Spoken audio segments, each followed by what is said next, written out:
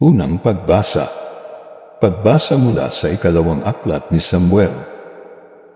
Noong mga araw na iyon, nagkaisa ang lahat ng angkan ng Israel na pumunta sa Hebron upang makipagkita kay David.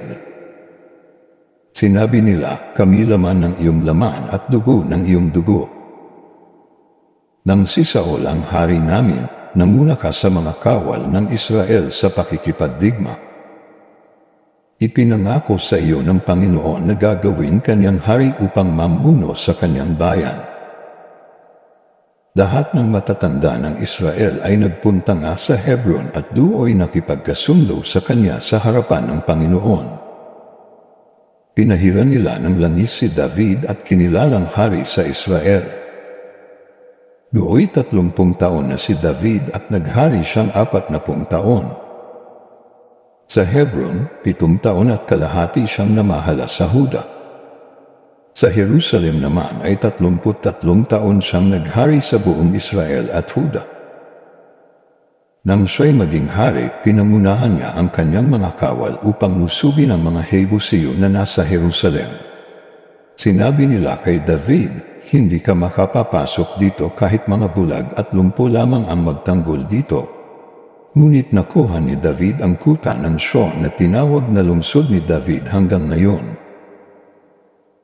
Habang lumalaon ay lalong nagiging makapangyarihan si David pagkat sumasa kanya ang Panginoon, ang Diyos na makapangyarihan. Ang salita ng Diyos. Salamat sa Diyos. Salmong tugunan. Pag-ibig ko't pagtatapat ay ibibigay kong ganap. Ika'y nagsalita noon pa manguna sa mga lingkod mo at ipinakita. Iyaong pagitain at ito ang badya.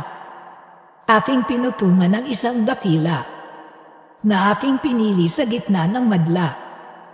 Pag-ibig ko't pagtatapat ay ibibigay kong ganap. Ang piniling lingkod na ito ay si David. Aking pinahiran ng banal na langis. Kaya't palagi ko siyang aakbayin. At siya'y lalakas sa aking patnubay. Pag-ibig ko't pagtatapat ay ibibigay kong ganap. Ang pagtatapat ko't pag-ibig na wagas ay iukol ko't aking igagawan. At magtatagumpay siya oras-oras. Mga kahari ay kanyang masasakop. Dagat na malawak at malaking ilog. Pag-ibig ko't pagtatapat ay ibibigay kong ganap. Aleluya! Aleluya! Si Kristo ay nagtagumpay, nalupig ang kamatayan, nagningning ang pagkabuhay. Aleluya! Aleluya! Ang mabuting balita ng Panginoon ayon kay San Marcos.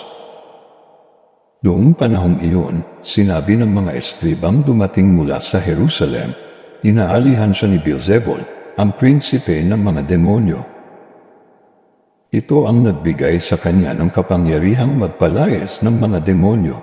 Kaya't pinalapit ni Jesus ang mga tao at sinabi sa kanila ang ilang talinghaga.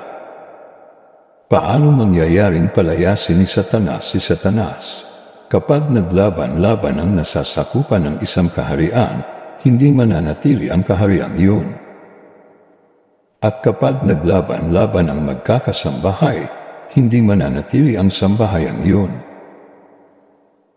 Gayun din naman, kapag naghimagsik si Satanas laban sa kanyang sarili at naglaban-laban ang kanyang nasasakupan, hindi magtatagal at darating ang kanyang wakas. Walang makapapasok sa bahay ng isang taong malakas at makaagaw ng kanyang ari-arian, malibang gapusin muna niya ang taong iyon. Saka pa lamang niya malolooban ang bahay na iyon. Tandaan ninyo ito. Maaaring ipatawad sa mga tao ang lahat ng kasalanan at panlalait nila sa Diyos, ngunit ang sinumang lumapit sa Espiritu Santo ay hindi mapatatawad. Ang kanyang kasalanan ay hindi mapapawi kailanman. Sinabi ito ni Jesus sapagkat ang sabi ng ilan, inaalihan siya ng masamang espiritu. Ang mabuting balita ng Panginoon. Pinupuri ka namin, Panginoong Hesukristo.